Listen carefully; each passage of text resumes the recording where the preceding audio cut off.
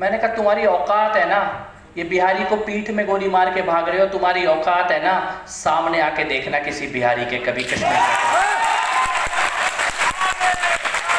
एक बिहारी से सामने से लड़ना क्या होता है, ये गलवान में भाग के गए चीन के सैनिकों से पूछ लो क्या होता है। कि कश्मीर फाइल्स को देख लो और समझ लो, क्योंकि अगर कश्मीर फाइल्स को देखकर नहीं समझा तो कल कहीं गलती से केरल फाइल और बंगाल फाइल देखने की मजबूरी ना बन जाए हमारी आने वाली पीढ़ियों के बस की। किसी को मारना नहीं रह गया तो कोई बेचारा मजदूर बिहार का गोलगप्पा बेच रहा हो, कोई मेहनत कश कर रहा हो, चुपके से आके मार के भाग जाते हैं।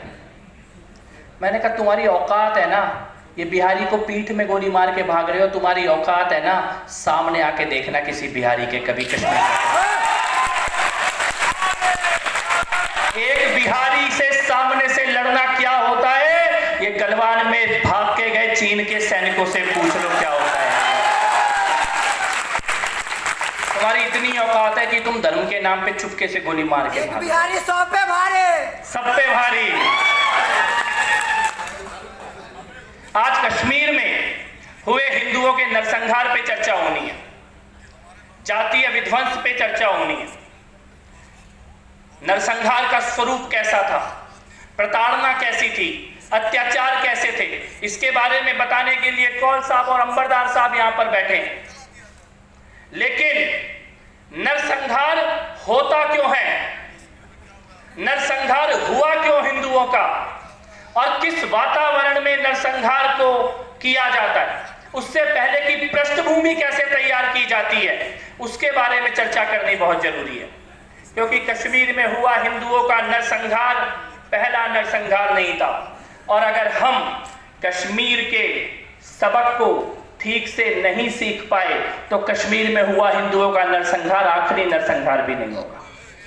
बिल्कुल सही कहा श्रीनिवास जी जब बोल रहे थे कि कश्मीर फाइल्स को देख लो और समझ लो, क्योंकि अगर कश्मीर फाइल्स को देखकर नहीं समझा तो कल कहीं गलती से केरल फाइल और बंगाल फाइल देखने की मजबूरी ना बन जाए हमारी आने वाली पीढ़ियों के।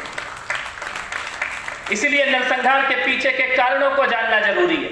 कश्मीर में ऐसा नहीं है कि 1989-90 में पहली बार हिंदुओं को मारा गया।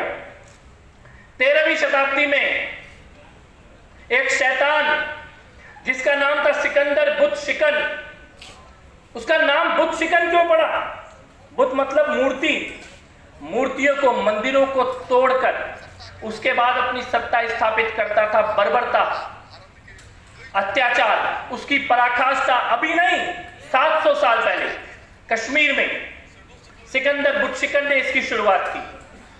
माना जाता है कि जब सिकंदर बुत शिकन की मृत्यु हुई तब गिने चुने 13 या 14 हिंदू परिवार बचे थे कश्मीर घाटी के अंदर, केवल 13-14 11।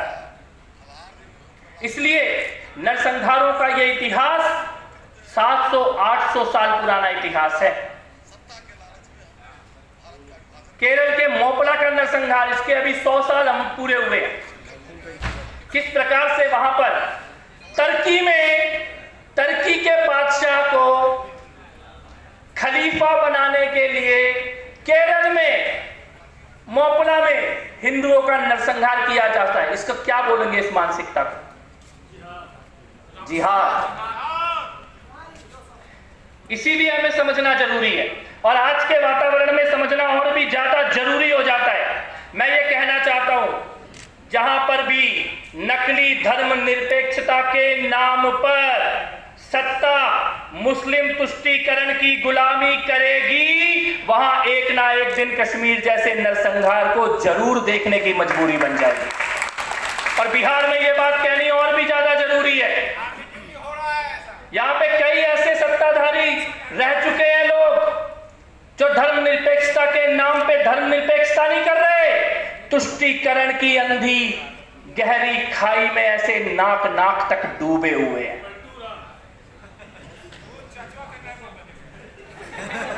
जहां पर भी सत्ता इस्लामिक तुष्टीकरण के आगे घुटने टेकेगी, वहां पर एक ना एक दिन कश्मीर जैसा माहौल बन के रहेगा।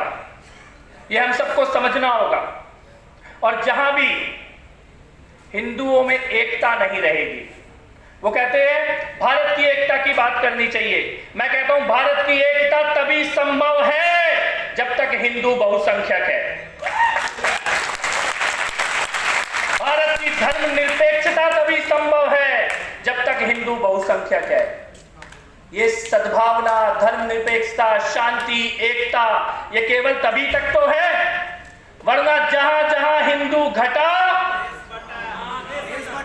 वहां वहां देश बटा। इस देश की धर्मनिरपेक्षता, इस देश की सद्भावना, शांति, सौहार्द सबकी एकमात्र गारंटी है हिंदू एकता और हिंदुओं का सम्मान। इसके अलावा कोई रक्षा नहीं कर सकता इन चीजों को। और ये सभी सत्ताधारी लोगों को समझना चाहिए। राजनीति में, मीडिया में, जुडिशरी में बैठे हुए लोगों को समझना होगा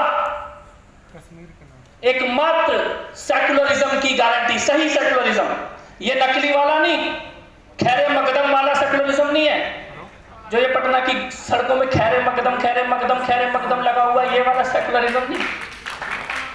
असली सेकुलरिज्म जहां सबको बराबरी का अधिकार हो,